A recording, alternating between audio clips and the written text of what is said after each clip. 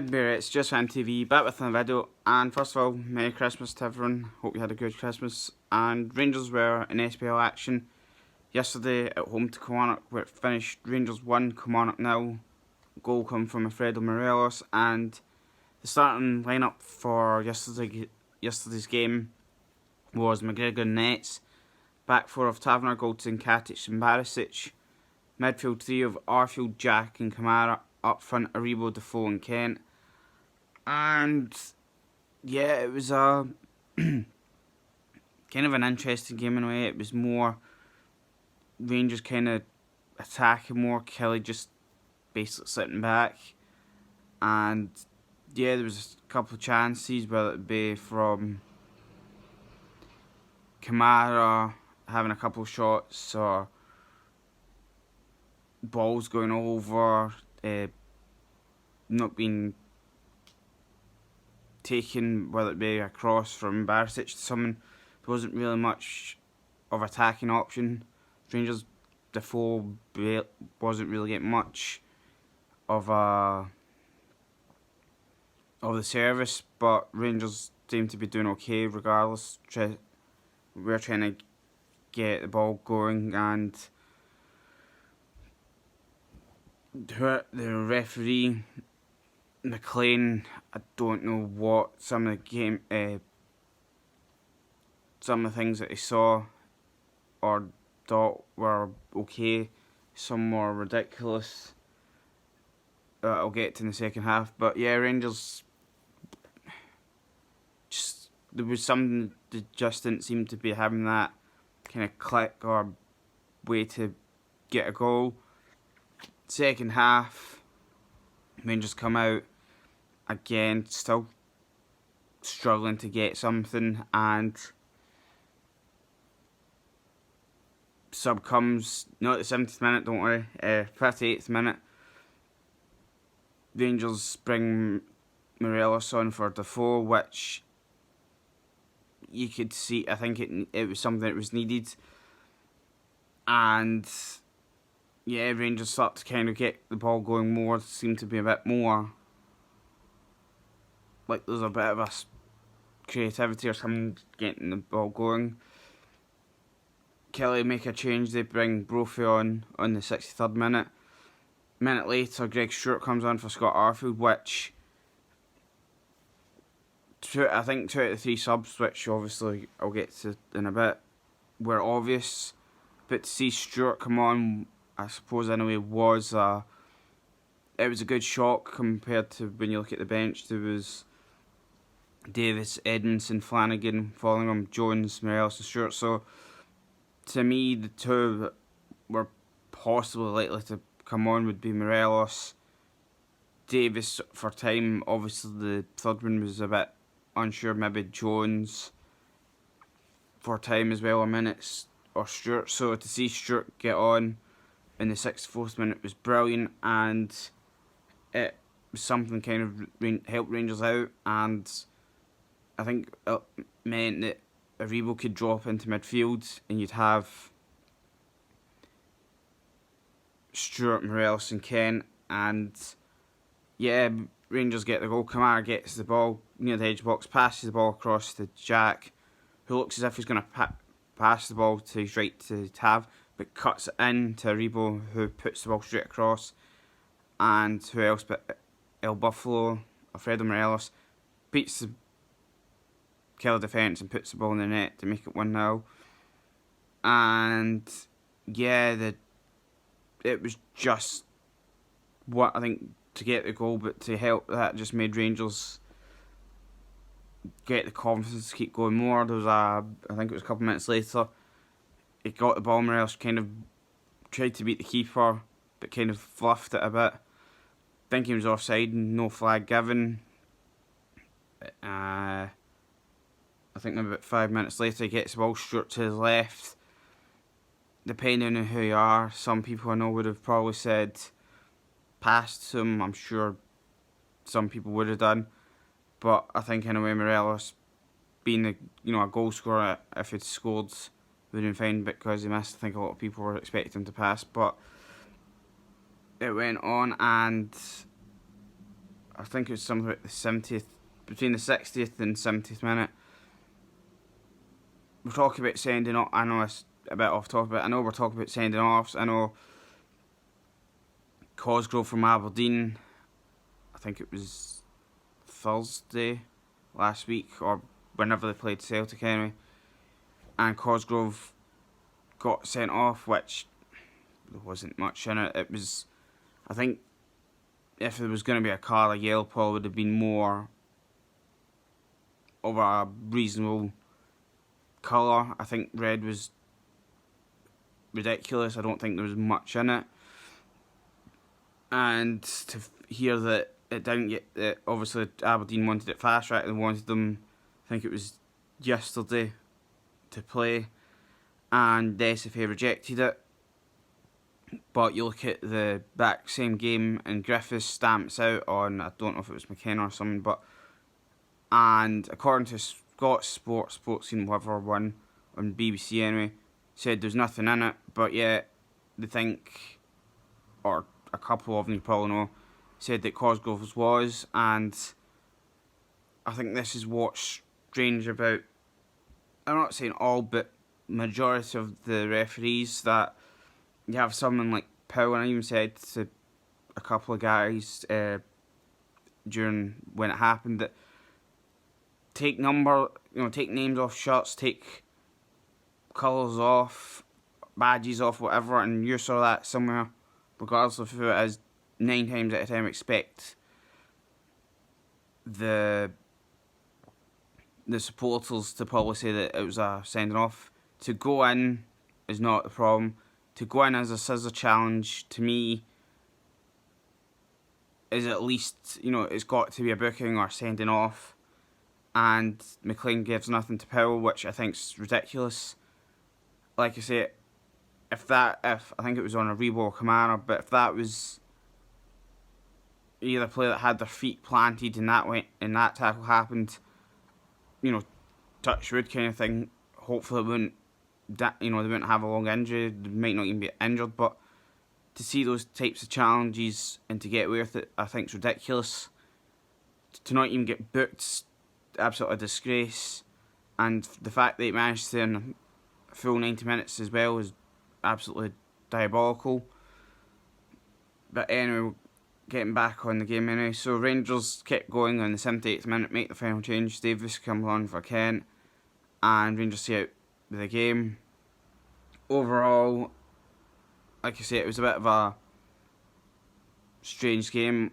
McGregor had a good game. He didn't have too much to do. I think a 5 if I was giving him out of 10. I think, like I said, didn't have much to do. There was a couple of chances that Kelly had that, if it did come to him, it wasn't going in net. So I'd say McGregor 5. Taverner, I'd say a 6. He had a good, don't get me wrong, he had an okay game. It was just sometimes when he was getting the ball from, well, it'd be McGregor or Goldson, whoever, he would run and then just stop, get it. And it was just the odd ball that wasn't, say, either going down the wing, crossing, or it just seemed to kind of not, there wasn't something that was a bit of a spark. But like I said, had a good game anyway. Goldson and Katic, a 6. They didn't really have much to do. If there was, it was mainly down to stopping Brophy, or I think it was Liam Miller. So we had nothing, dedicate Barisic, I think a 7. I think, like I say, out of probably the back 4, I think Barisic probably had had a great game, getting crosses, trying to get something going, defending as well, and had a really good game. Arfield, a 6 only because I know he's someone that does do well. I think it was just more of, he seemed to have a bit of a quieter game than what he's probably used to, but again, did nothing wrong, did what needed to do, whether it was tracking back, whether it was trying to get something going. Had a good game as well. Kamara, like Davis, I think 7, I think, had a good game, did what needed to do. You can see why I think that he plays. I think Kamara's kind of more that, if if you want me to sit back, I'll sit back. If you want me to kind of get up a bit, I'll do that. And yeah, like I say, another one that doesn't get a lot of credit when credit's due, but had a good game. Ryan Jack, as it said in the tannoy, if you didn't know, in the match, got man match. Exactly that. The guy, besides if he could have scored a goal, it would have probably topped it off. But his work rate, he's someone that to me must be near enough top 4, top 5, at least. Must be a top 5 midfielder in Scotland. His work rate, if he loses it, he tries to win it back, he defends, he tries to attack. Basically anyway, set up the goal and showed why, and deservedly so, got man of the match. Out of 10, I'd say an 8, only because he did basically everything. I think besides scoring kind of thing and maybe having a few shots, he probably would have got more. But I think an 8 is a good score. Aribo, I'd say like Kamara and everyone else, a 7. I think he had a okay game. There was I think second half, he started to tire a bit, but his feet. I think he managed to beat about 3 players about 4 or 5 times. For someone that you think he's going to lose it, to still somehow keep the ball and beat players is remarkable. Like I say, I had a good game, and I'll give him 7 to 4. I'll give him a 6. I think I would have loved to give him more, but I think in a way it was a game that,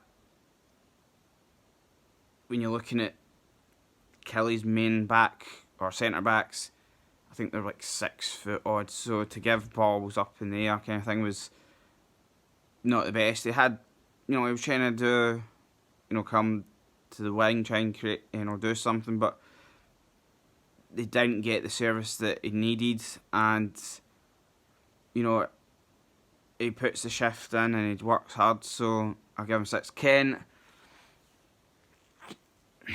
I was thinking about this last night. That's kind of get my voice back as well.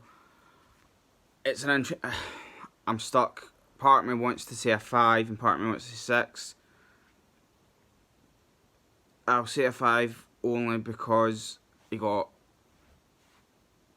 sub, but it was a game that, to me, I think the Hibs game, he looked fine, he looked well, but yesterday or last night, I don't know what it is.